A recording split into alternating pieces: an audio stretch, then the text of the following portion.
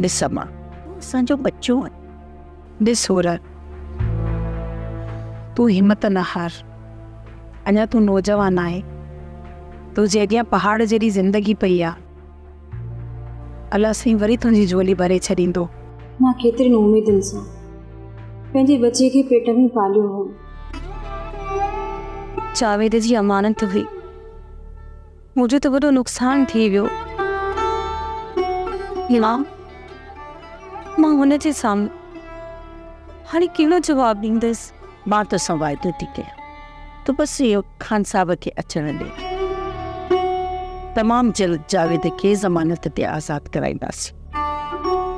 ॾिस धीअ, तूं दिलि में न रख, तूं असांखे ॾिस। मां त तव्हां ॾे ॾिठो पे, पर तव्हां ॾिठो हुन मूंसां कहिड़ो कहर कयो। ॾिस होर, मां तोखे पंहिंजी भेण वांगुरु थी सम्झां। मां मञा बि थी त असांजी इलाही वॾी ग़लती आहे। असां शर्मिंदा बि आहियूं। तंहिं करे मां तुंहिंजे अॻियां हथ थी वधां, तूं असांखे माफ़ु करे छॾ। ईअं न थिए जो तूं असांखे माफ़ु न करी ऐं ख़ुदा असां खां नाराज़ थी वञे। ख़ैर आहे सियाणी, तूं हथ न वध।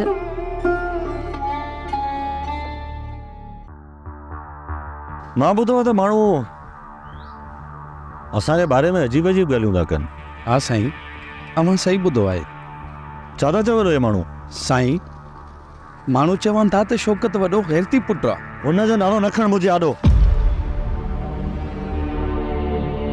मूंखे सिर्फ़ु एतिरो ॿुधाए त ॻोठ वारा असांजे बारे में छा था चवनि। माफ़ कजो बाबा साईं, माण्हू अव्हां जो ज़िक्र सुठे लफ़्ज़नि में नथा कनि।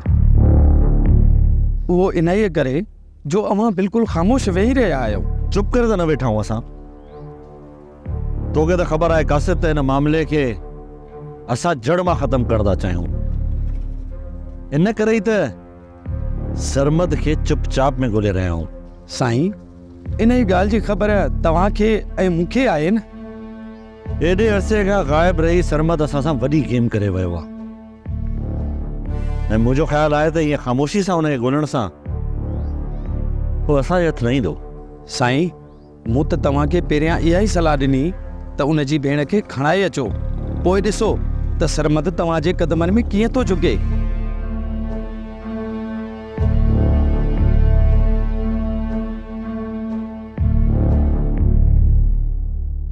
ड्रामा सीरियल मक्तल तमाम एपिसोड्स ॾिसो हाणे HD क्वालिटीअ में। विज़िट करियो असांजो YouTube channel Sindh TV HD drama. Subscribe कयो असांजो official YouTube channel Sindh TV HD drama ऐं वधीक अपडेट लाइ बेल आइकन खे क्लिक करियो।